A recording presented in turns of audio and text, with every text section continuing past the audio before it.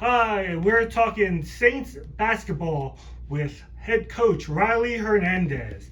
The Saints will be hosting Butler at the Greenhouse on Tuesday at 7:30 p.m. Come on out. The buyout sponsor is Great Western Dining. Team is coming off a 88-69 loss at Cali on Saturday afternoon. The team is now 1-6 and 0-2 in conference play. Coach, I know it's been a kind of a bumpy start, but I know that the potential for this team is there. Yeah, absolutely. We've been trying to find a lineup, and then at some points we've found a lineup, and then the dice and the deck is shaken up with some injuries, illness, and it's kind of put us in a space where we're almost reinventing ourselves at times as the season's going, even in this short space. We're learning a lot about each other. We're learning a lot about our team through this, however painful when we're seeing the outcomes. But 1-7, 7-1, we're not focused on outcomes. We're focused on progress, focused on getting better, staying together, working extremely hard, and believing and buying in.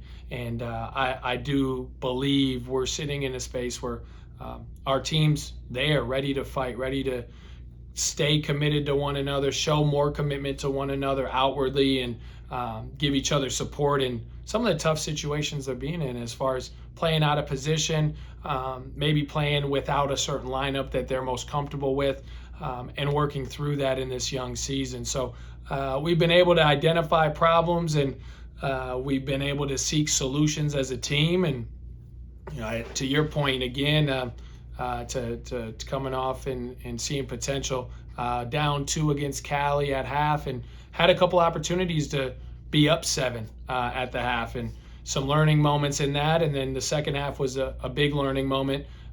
We were able to stifle them off with their 3 different full court defenses in the first half.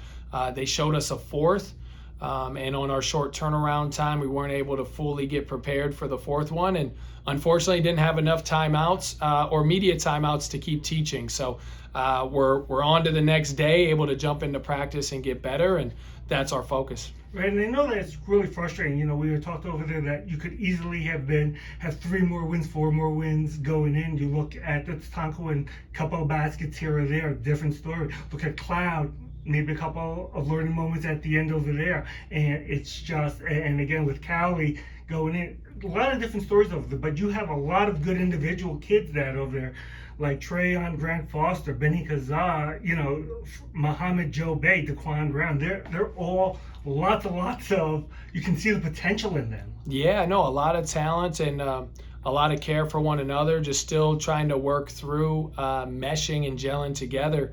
And a great supporting cast outside of that. Luva's still yet to get going physically.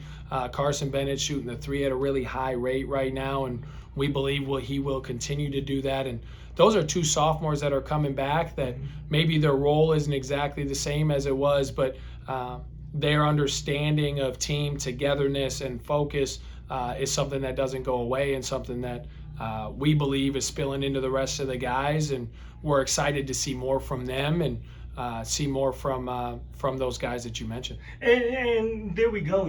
There's only basically 2 sophomores on this team, and Kiku is a redshirt, Kiku Parker.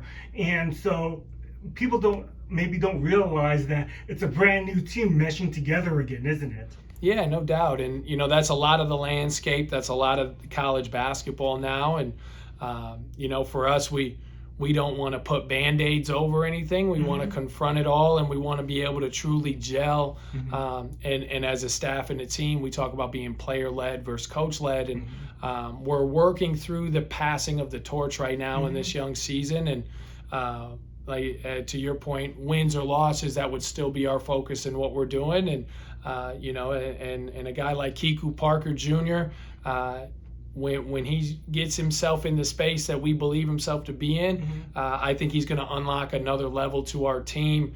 Right now, he's just got a lot of tasks being that point guard and getting everything situated, and he's seen it a year, but playing now is another story, and being able to go out and let himself play a little bit and make those plays. And we believe that he's right there to be able to help us make that growth, make that next step, and unlock the potential of our team.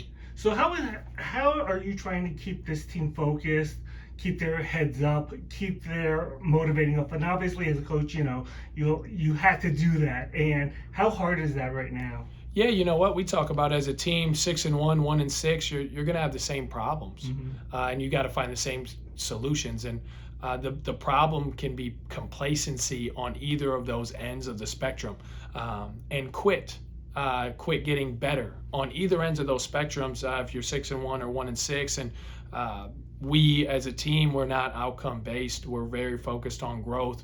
We're very focused on the self mastery of the individual and then of our team. How well can we perfect the concepts that we're in, and letting our guys know, breathe. There's nothing lost, nothing gained at this point, other than learning experiences and experience. And there's a lot to learn from being 6-1, and there's a lot to learn from being 1-6. So being on either side of that yin and yang, you've got to stay the course. You can't quit, and you got to stay together and get better. And that's been our focus. And like I said, I believe in the men that we have in the locker room, and their hearts and their belief in one another. Okay, Tuesday you guys have a big task over there. You're playing number 8 Butler. They're 6-1, 1-0. They're coming off an 83-80 win over Pratt. What do you know about them? Yeah, very talented team.